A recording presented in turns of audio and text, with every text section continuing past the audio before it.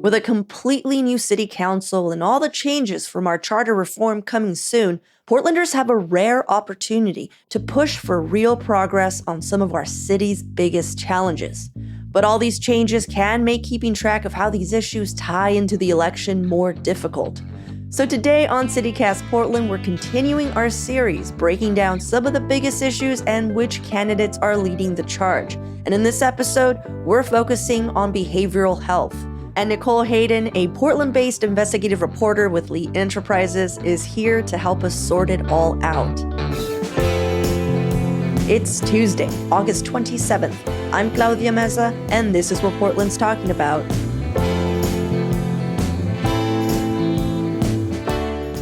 I think we all know that there are big issues with behavioral health in Portland right now, and we've all seen the issues with addiction and mental health in our streets. But as someone who follows this for your job, how would you characterize the current state of affairs? So Oregon ranks worst in the nation for providing mental health care to people who need it. At the start of the year, Tina Kotek said behavioral health was a priority. She asked people to start researching what we needed. And then in our short legislative session, we saw a bill get passed asking for the Oregon Health Authority to study how much money community mental health programs need.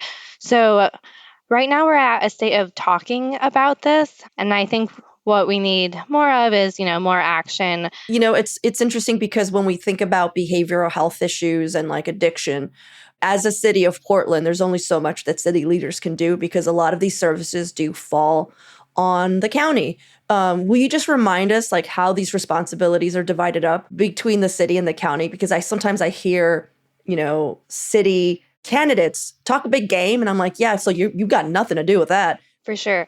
Yeah, so the county provides human services, social services, like mental health services, homeless shelters, things like that to help people get through their lives. While the city, they're kind of tasked with the streets of the city, policing and cleaning up the city streets. But we also know that the city has taken a role in some of those human services by opening up Safe Rest Villages, which are like tiny home villages that act as temporary shelter. We do know that there has been talk about adding sober beds to the city's very large Clinton Triangle Village encampment.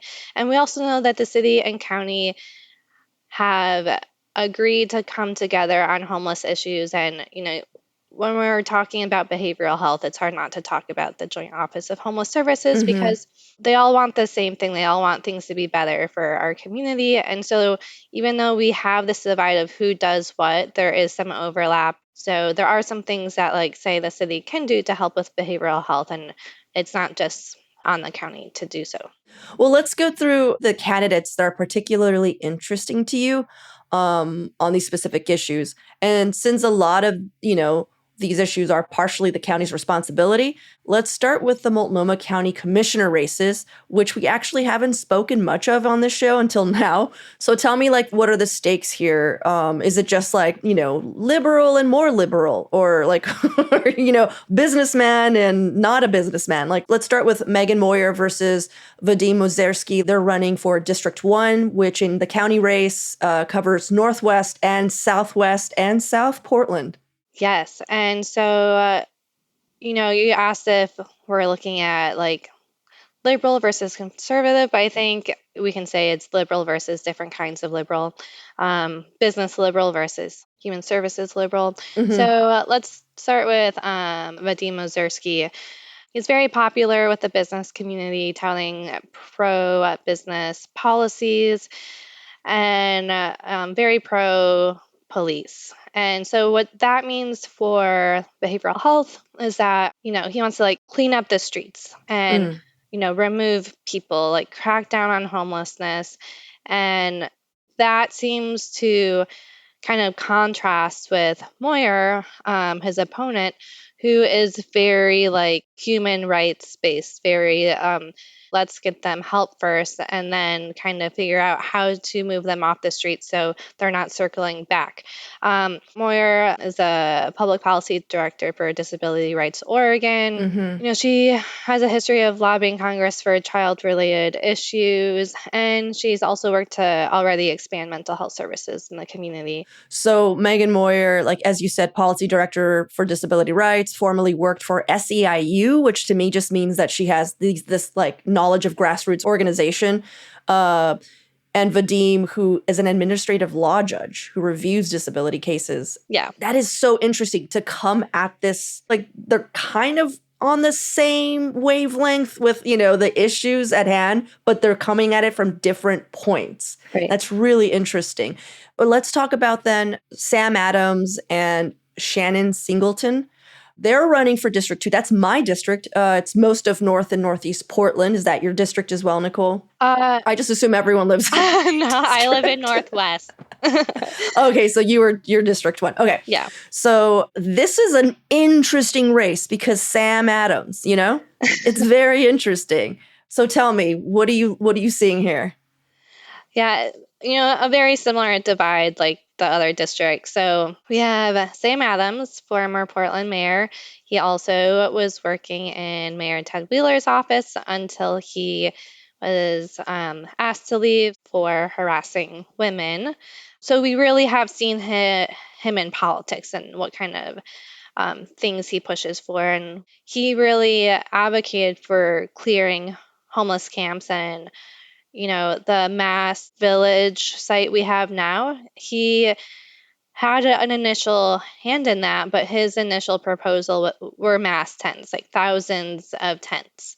And that's not, safe in Portland weather, but also just mass tents with people who have high acuity behavioral health needs, like all in one place that's not a safe, trauma-informed place to treat those issues. And, how the mayor's office ended up creating that, it's smaller than Sam Adams' initial proposal, and it's more trauma-informed. And, I know I keep bringing up homelessness in this conversation, but when we're talking about those people we visually see on the street, those are often the folks with very high behavioral health needs. And some of them don't even have the mental capacity to know that they need to be in a shelter to be safe. So we're talking about folks with not just like anxiety or depression, but maybe experience schizophrenia disorder or bipolar disorder. So we can't just like sweeping people away who some of them may be having these issues isn't humane, and it also, the studies have shown, isn't an effective way to treat the problem. And then we have Shannon Singleton. She has been a longtime social services leader in the community. She led the homelessness nonprofit Join. She has a social services background. And she's been involved in developing different kinds of trauma-informed shelter and alternative shelter too. So I think this is another example of the two differing ideologies of like, are we going to go hard at cleaning up the streets, or are we going to kind of be more humane? And, it will take longer to quote unquote clean up the streets if we're more humane, but it could be more effective in the long run. Yeah, I also know that Shannon Singleton was the interim director at the Joint Office of Homeless Services. So I know that there's a lot of trepidation, right? Because a lot of people see her as the same old of things that aren't working. And so people are clinging on to Sam Adams as something new when it's funny because he was our former mayor. So I just, it's kind of funny how he's coming. Right. He's coming in as like, I'm a maverick. And it's like, dude, we know you. Like, we've seen you. So it's kind of interesting. I feel like that's a contrast there in a way. For sure. I definitely have thought about that. And I guess how I would push back to folks who kind of are thinking about Shannon Singleton in that way is that, she had this internal administrative role. So she did see what was not working. And now, as someone who would be on the board, she could, direct things differently with that experience. Like maybe that could be a good thing. Thank you for going through the county race with me. Now, want to talk about the mayoral race? Let's just jump in. Like, I know you wanted to hone in on what you think might be the two front runners. Oh, yeah, yeah. Of course, we have lots of candidates, but right now, Renee Gonzalez and Carmen Rubio, who are both currently on council, seem to be predicted that they are probably the two front runners given early polling and fundraising. I'm going to sound like a broken record, but it's another similar divide of like tough Hmm. on crime versus social service based policies. And Rene Gonzalez really has been able to show how he deals with behavioral health issues and how the city can do that by overseeing Portland Street Response, which Portland Street Response is an alternative for people who are in mental health crisis. Instead of an armed police officer showing up, you have like a community health worker and peer support worker. We've had city leaders from all over the country come to visit Portland to study this program, and it's really lovely and effective. We know it works, but when Gonzalez took office, there were moments where the program became a bit rocky. He was talking about making cuts from the program. At the start of like our worst snowstorm in the past year, he said Portland Street Response couldn't hand out tents or tarps because, that was encouraging people to sleep on the street. Hmm. Most recently, when the city has been talking about the camping ban, he submitted an alternative proposal to Mayor Wheeler's, and his initial proposal would give people who were camping up to 6 months in jail. He eventually pared down his proposal to no jail time, but he still wanted the mayor to be able to be the one to make the absolute decision of how we deal with folks on the street. Which is interesting, right? Yeah, especially since he's vying for mayor, Yeah.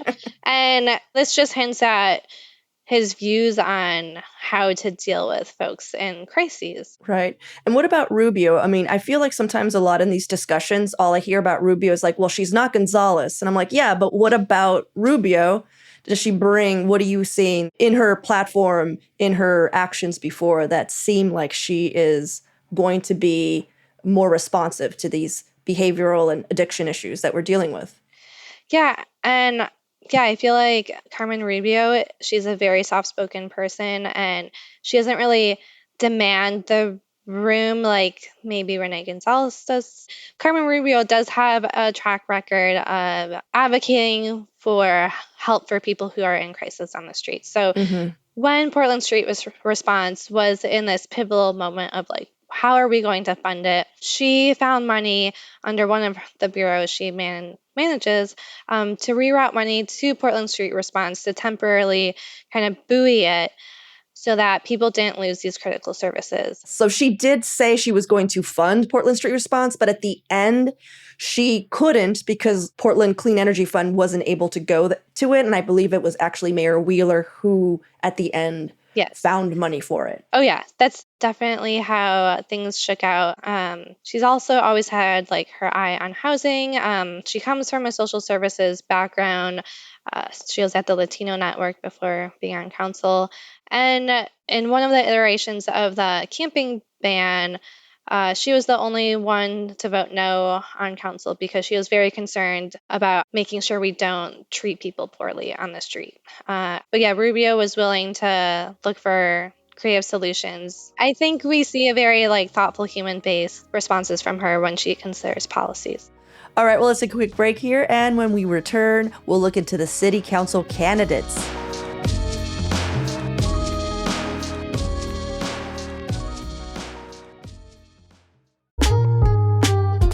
This year's Calvin and Mayho Tanabe Address, which is the annual lecture the OHSU Foundation puts on that brings thought-provoking speakers to Portland, is featuring a non-human keynote speaker for the first time in its nearly 10-year history. They're actually hosting Sophia the Robot, an AI-powered humanoid who has spoken at the UN and is the first machine to receive citizenship. Sophia has captured the imaginations of global audiences since her debut at South by Southwest 8 years ago. Her interactive talk takes place on Wednesday, November 13th at the Newmark Theater. It's all about the awe-inspiring potential of AI and robotics to advance healthcare and life sciences. So go grab your tickets today at ohsufoundation.org/Tanabe. That's TANABE.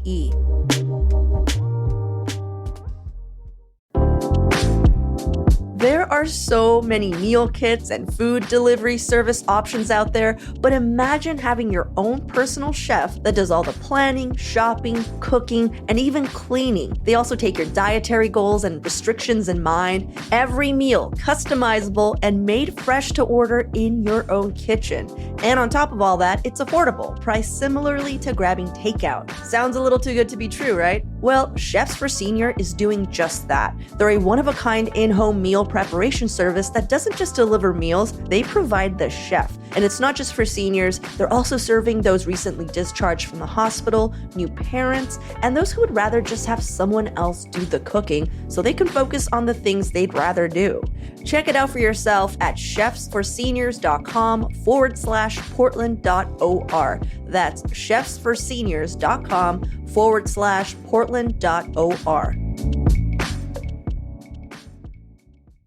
Finally, out of the huge field of city council candidates, who are a few that you would point out with interesting track records on these issues? Let's start with District 1, which is Outer East Side. Yeah, I think I want to say quickly overall, what's interesting to me that we have so many people coming out to run for these offices that never have before. There's a lot of people with lived experience with behavioral health and homelessness. But for District 1, Candace Avalos, she's been a very, very loud advocate for human rights and social services.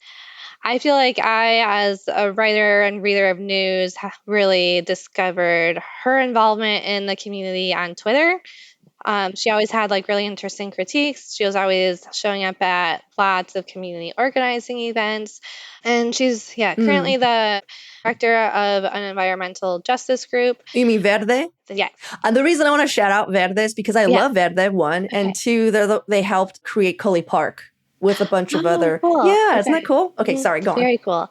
Yes. And in her free time, she served on the Police Oversight Committee and the Charter Review Commission. So why I think mentioning the Police Oversight Committee matters is when we're talking about how that intersects with Portland street response and what kind of skilled workers we want responding to people at certain times.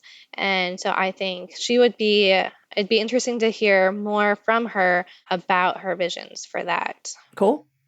All right. Well, let's talk about District 2. That is North and Northeast Portland. That is also my district. Who to you looks like, a good candidate for this? Yeah, there's a few that have jumped out at me, but I think the very obvious one to talk about first is incumbent Dan Ryan, who's made his name known on city council by leading the Safe Rest Villages. Which have been a success. Yes, definitely. The data shows that villages lead to better housing outcomes. People can really get in there. They can stabilize their mental health, really addressing some of the issues that have made it hard for them to navigate the housing process. So they're in a safe, stable place. They can sleep.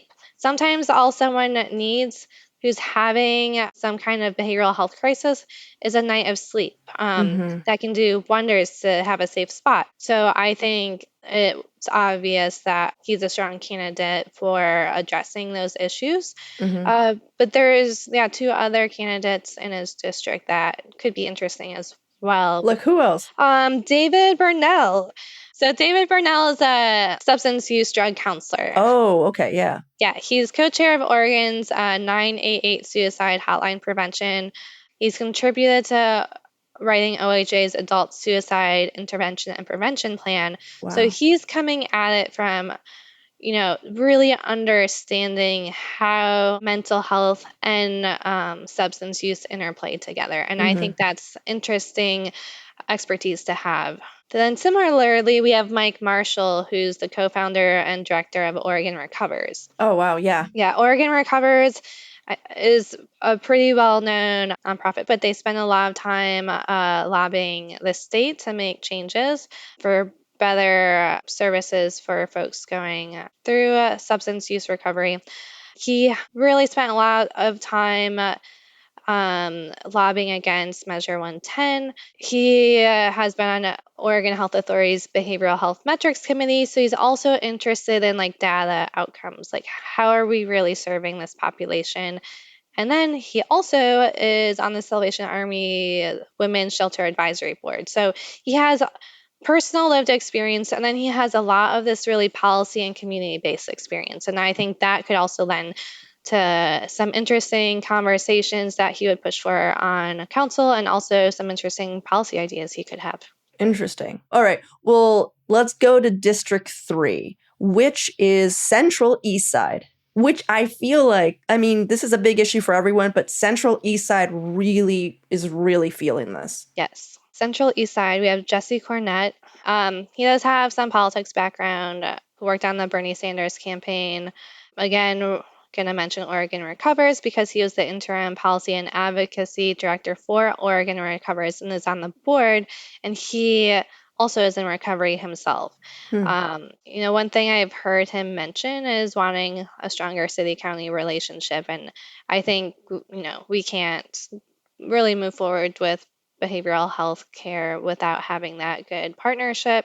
Also, in his track record, in 2021, he lobbied successfully for Oregon Health Plan to have a plan that benefits all people despite immigration status. So I think that also lends to how he views who should get services. It's interesting. There's actually folks from Oregon Recovers running in 3 different districts, I think. Oh, really? People from Oregon Recovers? Yeah. That is really interesting. Huh.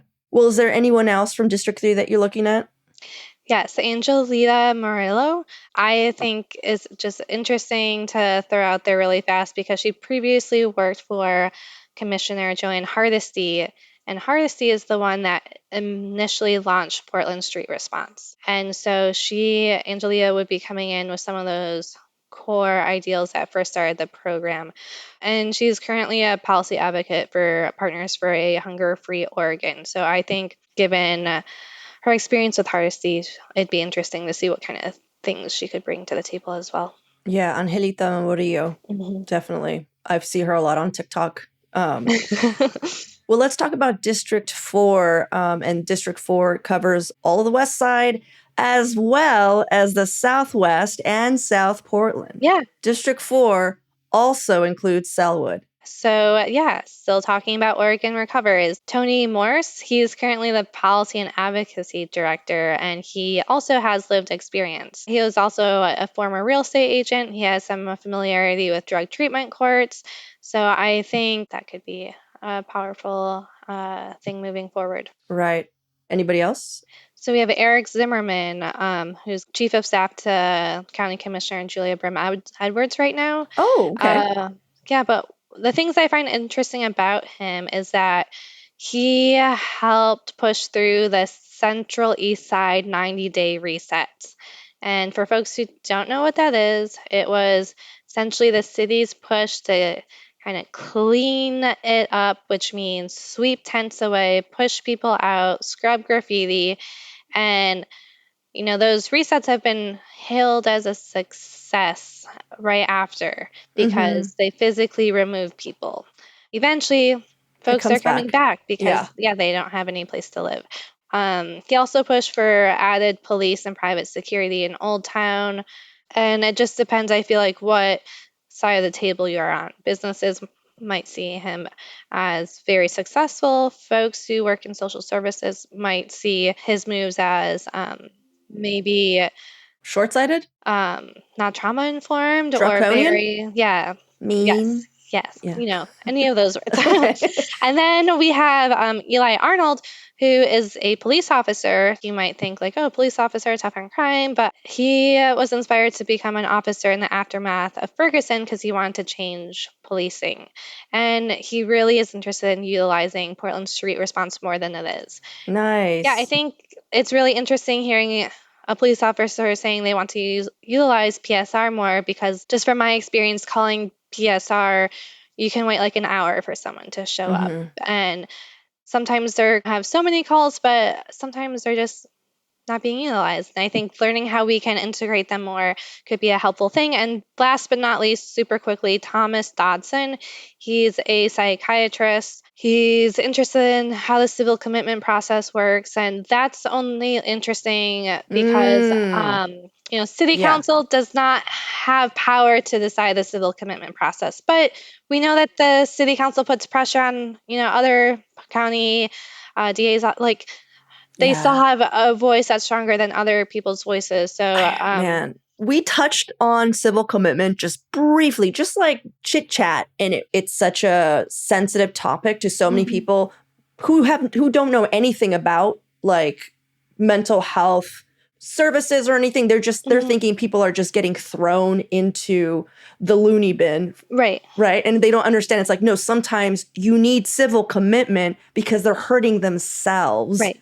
And like, this is a thing that needs to happen in society for the safety of everyone. Mhm, It's not Francis Farmer who's getting thrown. You know what I mean? right. Like, so yeah, it's this such an interesting issue you put out, and it's such an interesting issue that this person is talking about because Mhm. it's not talked about at all because everyone's kind of afraid of it or just disgusted by it, and they don't want to understand what it is really. For sure. Talking about homelessness and behavioral health in the political season is often, it means we're talking about the people who we're visually seeing on the street.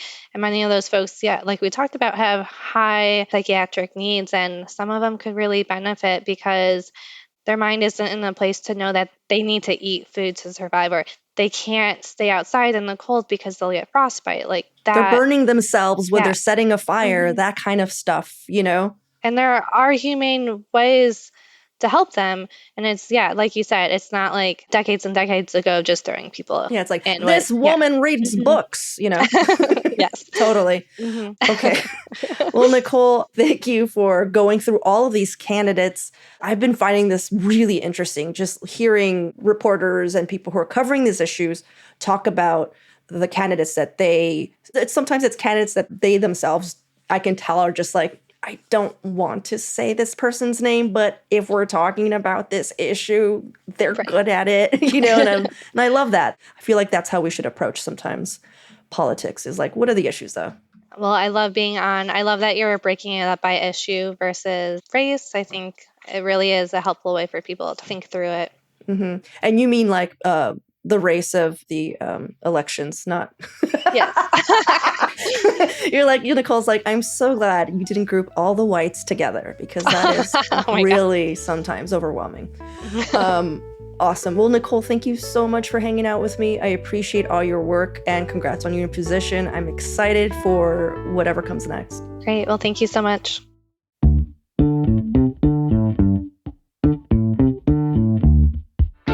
That's all for today here on CityCast Portland. Thanks so much for listening. If you enjoyed the show, please share it with a friend, rate or leave us a review. It really does help us out. We'll be back tomorrow morning with more from around the city. Until then, see you at Slim.